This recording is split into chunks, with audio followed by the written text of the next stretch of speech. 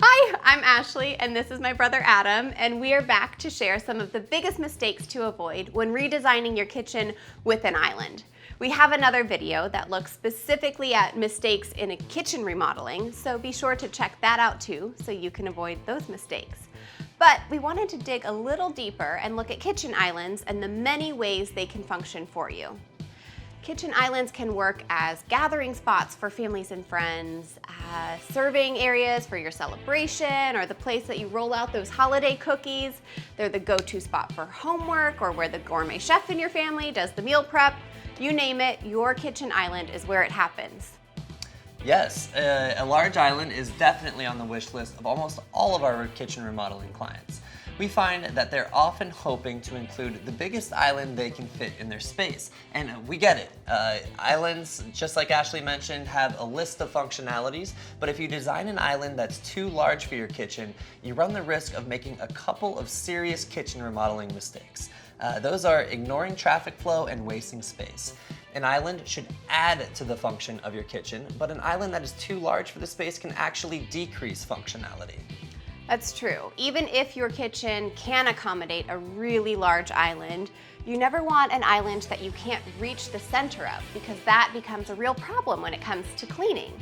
If you have a really big kitchen, you might benefit from 2 islands instead of one enormous one, like we did in this kitchen. You can see that one of the islands is a working island and the other was designed for seating.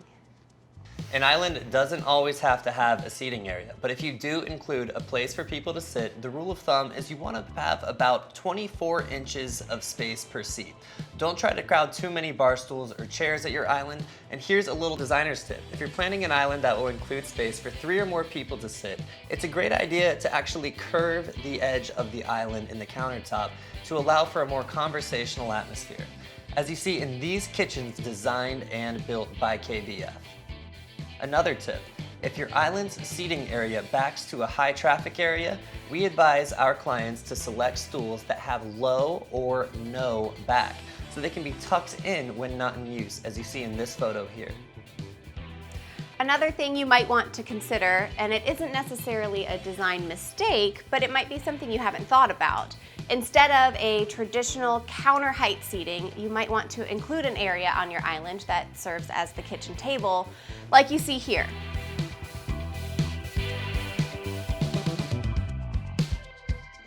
Or your island might include a banquette and a table, as you see in these kitchens that we designed. You can also think outside the box, or rectangle, as the case may be, and design a different shape for your island, like we did for these clients. One last tip, if you'd like your main sink to be part of your island, don't forget to leave room for your dishwasher and a trash bin cabinet on either side of the sink. You'll need about a minimum of 75 inches to accommodate all 3. If you don't have room for the main sink in your island, consider including a prep sink if you think a second sink will be useful for you.